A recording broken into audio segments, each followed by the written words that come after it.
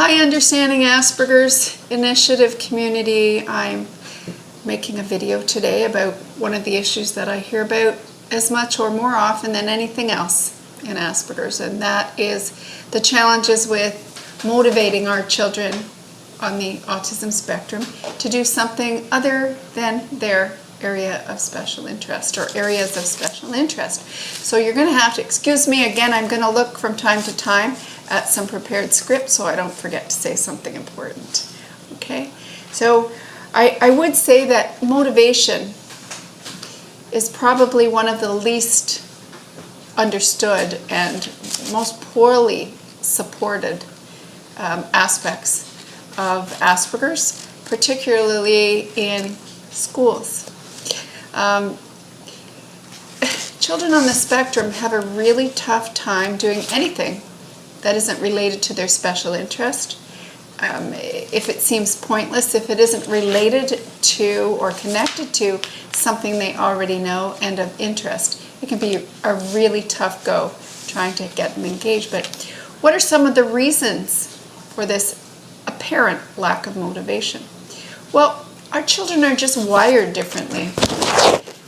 We have Purkinje cells in the frontal lobe of our brain, and these affect our executive function. So that jargon word, executive functions, just describes those brain skills, those brain functions that allow us to do things like plan our work, start our work, initiate any task, remember, take steps to complete our projects. So sequencing, being flexible in our thinking, transitioning from one task to another, our ability to remember things, to organize desks and backpacks and rooms and any other space that we deal with, to be able to maintain our focus.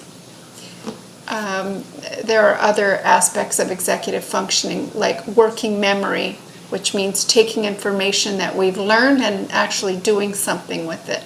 So at a quick glance, you probably recognize some of those executive functioning challenges in your child with Asperger's, though executive functioning issues are not always diagnosed separately in Asperger's.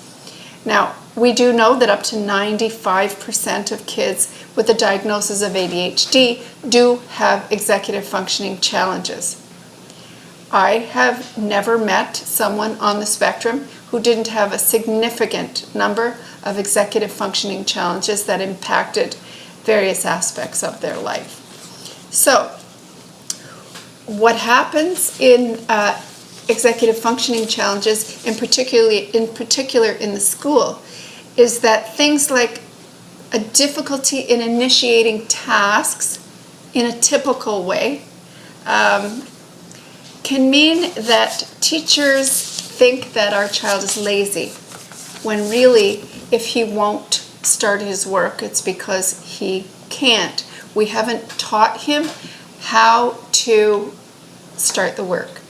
So our children don't like to ask for help either, so they're very unlikely to say, I don't know how to start this. Although some children can, I know, but the majority need to be taught these skills.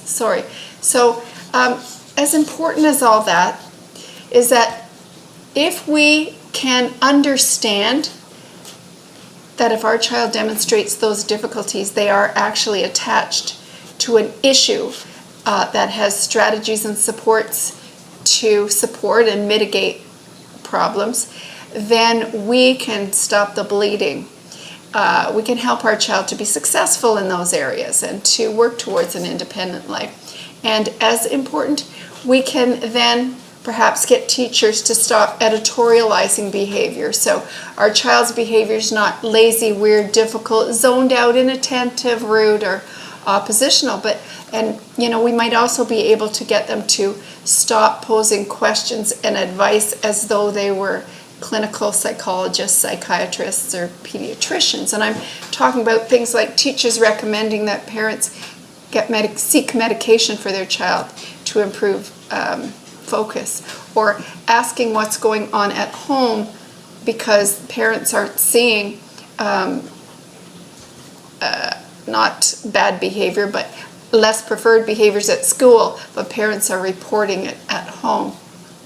So the good thing is that executive functioning challenges can be addressed in your individual education plan if you feel that those are an issue, or if you can get your child assessed with that. So if a child has problems with executive functioning, then it may be more difficult to want to do work. If you're not sure how to start, it sure looks like a lack of motivation.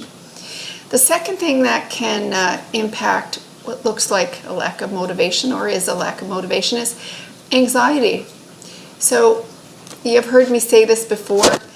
Asperger's is a pervasive development disorder, and that means that our child can function differently than a typical person in many areas of functioning across a lifespan. So that means our child's communication skills, social skills, behaviors, life skills, and how they experience the physical world may not be developed or be learned in the same way as your typical child might acquire that knowledge.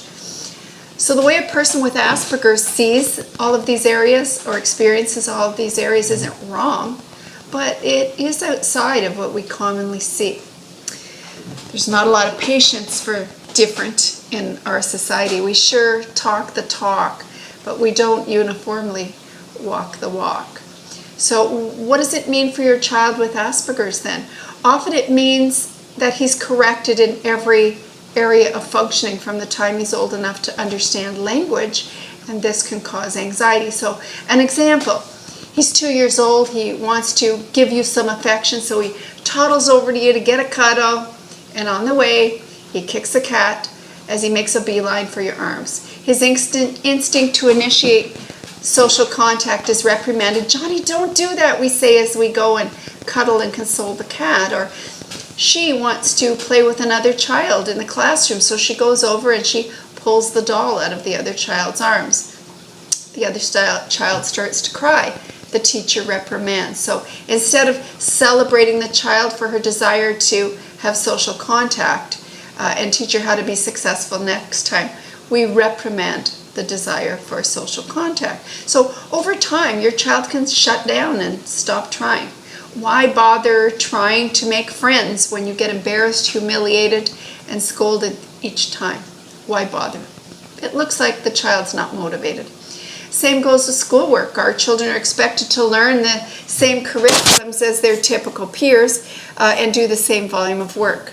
Our visual learners are expected to learn by lecture, and auditory learners who cannot hear what you're saying and record what you're saying at the same time with a pen or pencil or a typewriter are expected to take notes.